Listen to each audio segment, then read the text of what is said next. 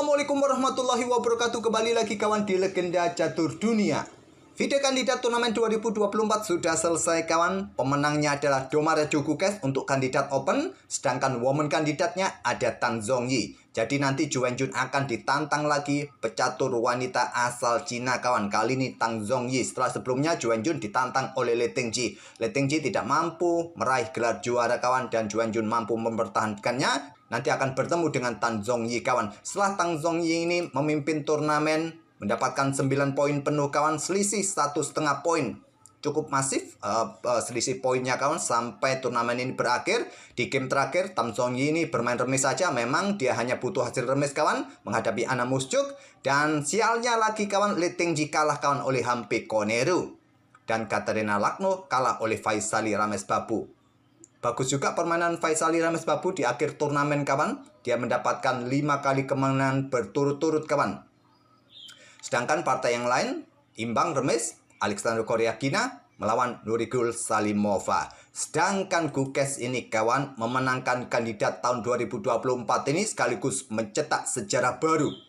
Dia merupakan pemenang termuda sepanjang sejarah permainan di kandidat kawan. Sekaligus merupakan penantang termuda juara dunia. Andai saja nanti Gukes ini kawan menang melawan Ding Liren tahun depan, maka Gukes merupakan pecatur atau juara dunia termuda sepanjang sejarah. Saat ini Gukes masih berusia 17 tahun kawan. Dan Gukes ini menang di turnamen mengumpulkan 9 poin, selisih setengah poin kawan. Karena partai penting babak terakhir babak 14 Hikaru Nakamura hanya bermain remis saja melawan Gukes. Dan partai kunci lainnya kawan, Fabiano Caruana versus Ian Nepomuk ini juga remis kawan.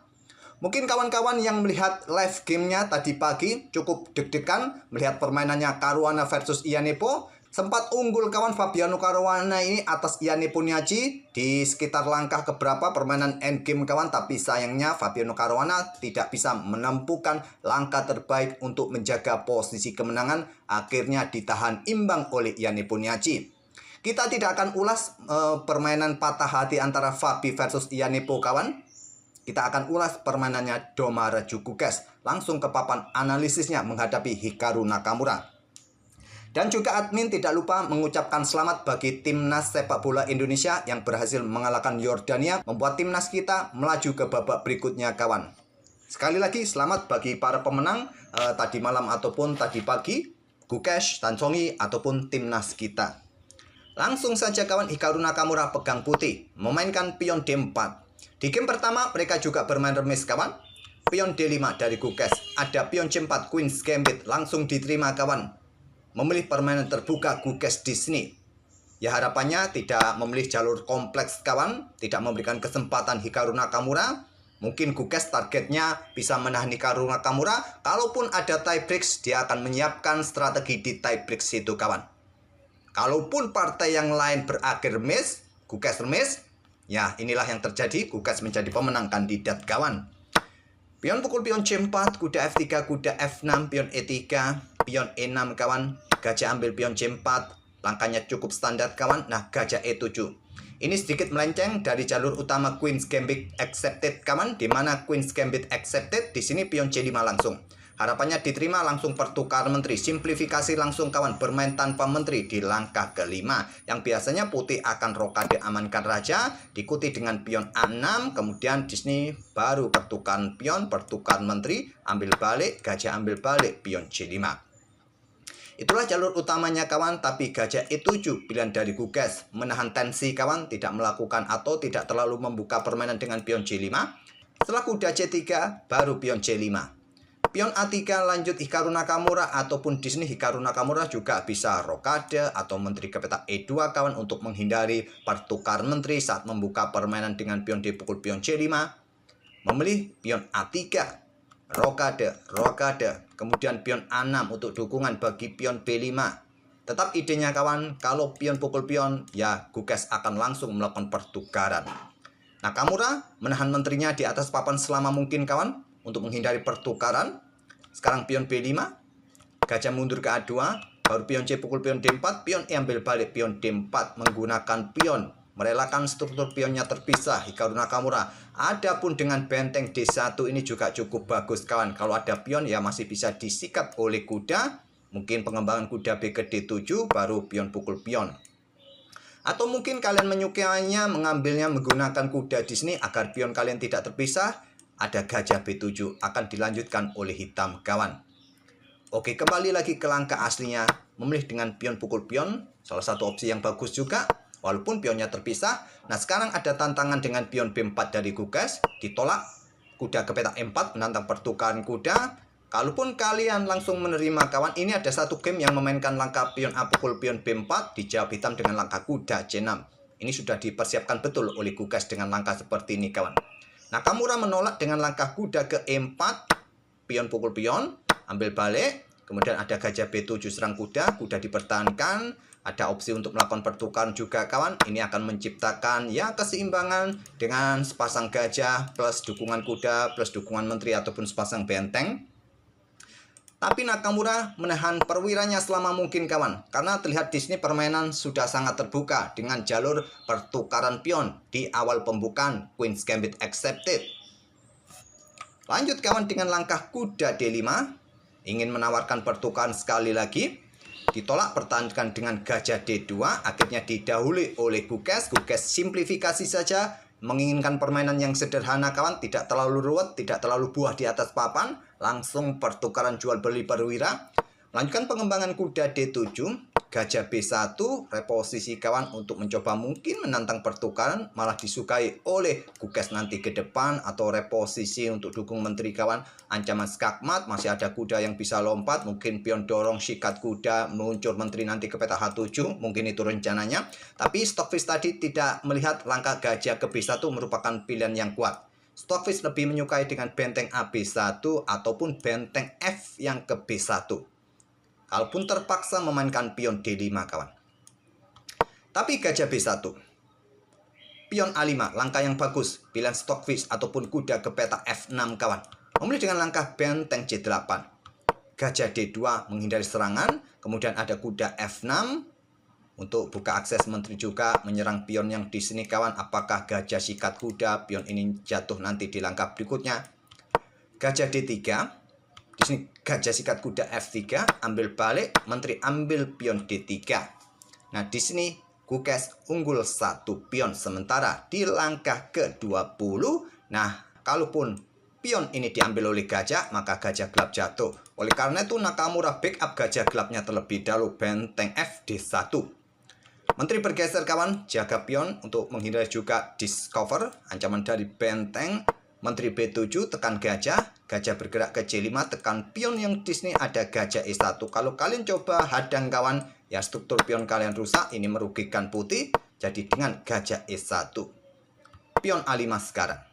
Nah, di sini ada tantangan pertukaran menteri dari Nakamura, akhirnya diterima juga oleh Gukes. Walaupun Gukes juga punya kesempatan menahan menterinya di atas papan selama mungkin, juga menekan pion F2, diikuti kuda kawan petak G4, menekan pion H2, pion F2 kawan. Mungkin ada pion G3 ataupun gajah ini bergerak ke petak E2, jaga ruang terang ini kawan. Menahan posisi menurut Stockfish lebih kuat ketimbang langsung simplifikasi. Tapi memang tujuan Gukes bisa menahan remis dan mempersiapkan strategi di tiebreaks merupakan salah satu target di game ke-14 kawan. Ambil balik, kemudian gajah B6. Jaga pion kawan, dan juga untuk berikan akses bagi benteng, mungkin menusuk ke baris kedua langsung dihadang. Benteng AC1. Kuda D5 ke pusat. Nah, di sini ada raja bergerak ke F1 untuk menghindari pin kawan. Kemudian ada benteng FD8, pion A4, koneksikan dengan gajahnya, hentikan laju pion juga. Raja bergeser ke F8, pion G3, raja ke E7, raja putih juga naik ke E2, lanjut naka, pion F5, benteng C4 kawan. Siap-siap doubling atau perkuat baris keempatnya. Gukes menukarkan benteng ambil balik oleh gajah, kuda B4. Untuk menantang pertukaran juga benteng. Ditahan benteng B1 ataupun kalian langsung saja sikat ini kawan, kuda temponya skak, diikuti pertukaran benteng. Ya, permainan kemungkinan akan berakhir miss kawan. Kalau Stockfish menilai ambil menggunakan gajah yang terkuat. Benteng B1 terlebih dahulu, backup dengan gajah C5. Benteng C1 kawan, persiapan discover pada gajah. Nah, taktik jebakan dari Gukes, kudanya mundur ke petak C6. Menyerahkan gajah yang di sini dengan ambil pion yang di sini. Tapi jangan salah, kalau meluncur bahayanya kuda ini kawan. Inilah jebakan yang dipersiapkan oleh Gukes. Selepas raja bergeser, kuda akan caplok gajah dan posisinya akan menjaga gajahnya sendiri. Oleh karena itu dengan gajah C3, Nakamura bermain pion G5, gajah B5, gajah A3 kawan, saling ancam perwira masing-masing. Nah, benteng C2, kuda skak, sikat kawan, terpaksa harus disikat karena garpuan pada benteng tadi. Ambil balik, kita temui permainan gajah gelap hitam kawan versus gajah terang putih dengan dukungan benteng masing-masing, dengan sementara hitam unggul 1 pion. Benteng C7 skak, tapi Nakamura juga mendapatkan 1 pion di lajur H punyanya Gukes. Gajah B4, persiapan dukungan melakukan skak mungkin. Gajah D3, hadang kawan. Kemudian ada pion E5, pion F3, hadang pergerakan pion, tetap didorong. Baku hantam pion, ambil balik. Gajah menghindar ke B5, gajah E7. Di sini sudah tidak mungkin lagi kawan, sangat sulit untuk berharap pemain ini melakukan kesalahan kawan. Buah tinggal sedikit, juga komposisi perwira, kekuatannya sama kawan. Bedanya ya ruang gelap, ruang terang saja. Pion H4, baku hantam petak H4, benteng B4 kawan, benteng H5, kemudian ada raja mundur ke G7, gajah D7 di sini, kemudian ada benteng D4, gajah mundur, kemudian ada gajah mundur juga, benteng F5, gajah ambil pion A4, di sini ada benteng ambil pion A5.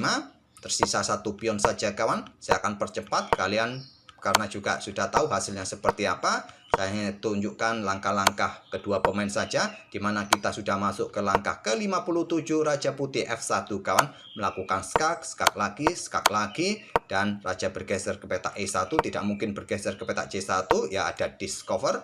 Wassalam, game over sudah. Raja ke E1, benteng D5. Nah, persiapan discover di sini kawan. Raja naik ke petak E2 menghindari ruang gelap kawan. Gajah D2, ada discover. Nakamura menyerahkan gajahnya. Benteng ambil gajah H5, pion A7, skak, dan promosi kawan. Benteng A5, skak. Raja bergeser, pion promosi, sikat. Pion dikoneksikan dengan gajah kawan, maju. Hadang pergerakan raja, tapi sudah tidak mungkin lagi kawan. Kalau pion ini sampai ditinggal bisa mencapai petak terang dan sampai petak gelap, ya permainan wassalam kawan. Raja C5, benteng E4, dan akhirnya dengan keleluasan hati Nakamura menyerahkan permainan dengan hasil remis kawan di langkah ke-71. Tinggal raja saja di atas papan. Permainan ini berakhir lebih cepat ketimbang permainannya Fabi versus Iannepo. Partai Fabi versus Iannepo merupakan partai yang terakhir kali kawan di babak ke-14. Partai patah hati. Sangat mendegangkan kawan. Dimana saat permainan endgame terlihat benteng versus kuda dengan ditemani menteri kawan. Iannepo tidak mempunyai kesempatan untuk menang, hanya menjaga posisi saja. Kalau remis, ya tidak memungkinkan lagi bagi Fabi ataupun Iannepo untuk mendapatkan tie breaks. Tapi sayangnya berakhir remis juga kawan. Dalam posisi yang level, kedua pemain tetap melanjutkan permainan berharap slip lagi kawan dan memetik kemenangan. Sampai akhirnya langkah ke 100 berapa baru berhenti tadi kawan. Tadi belum saya cek juga gamenya seperti apa, tapi tadi saya sempat melihat live gamenya di kanalnya chess.com sampai mereka salaman akhirnya. Oke, sekali lagi selamat buat Domara Gukes yang berhasil memenangkan kandidat sebagai pecatur termuda sepanjang sejarah, memenangkan kandidat dan berhak untuk menantang juara dunia. Dan sekali lagi juga selamat bagi timnas kita kawan yang melaju ke babak berikutnya dari Piala Asia U23 di Qatar. Sekali lagi selamat buat para pemenang. Kita akan bertemu di video-video selanjutnya. Terima kasih. Wassalamualaikum warahmatullahi wabarakatuh.